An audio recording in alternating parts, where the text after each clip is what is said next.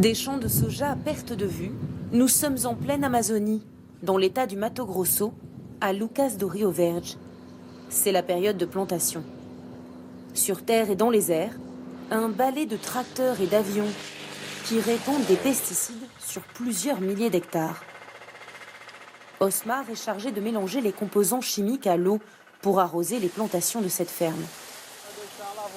Ça nettoie bien les champs, sans ça, ça ne rend rien. Seules les graines de soja génétiquement modifiées résistent à ces produits. Dans ces bidons, plusieurs centaines de litres de flumizine, chlorimuron ou encore le fameux Roundup, composé de glyphosate, un produit accusé de provoquer des cancers. Tout va dans la terre après. Oui, mais si cela va dans la terre, cela va dans les plantes et ensuite dans notre assiette, non? Non, le produit disparaît. En une semaine, il tue les maladies. Osmar l'assure, il n'a jamais eu aucun problème de santé et en plaisante même.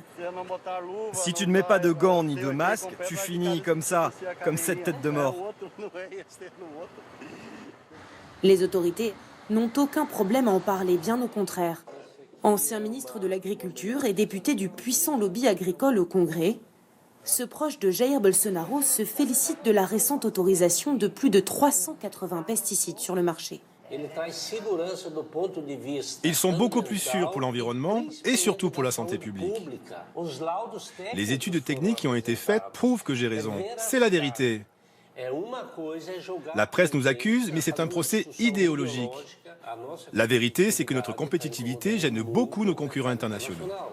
À Lucas do Rio Verde, plus de 200 millions de litres de pesticides sont pulvérisés chaque année.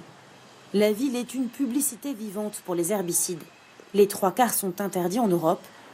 Pourtant, l'essentiel du soja stocké dans ces immenses silos est acheminé par camion, puis par bateau, vers le vieux continent. Et vers la France surtout. Plus de 2 millions de tonnes sont importées vers l'Hexagone chaque année, pour l'essentiel destiné à l'alimentation animale.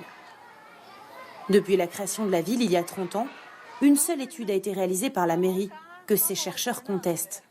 Dans cette école à proximité des champs, ils viennent sensibiliser les élèves aux pesticides. Est-ce que les pesticides sont bons pour la santé?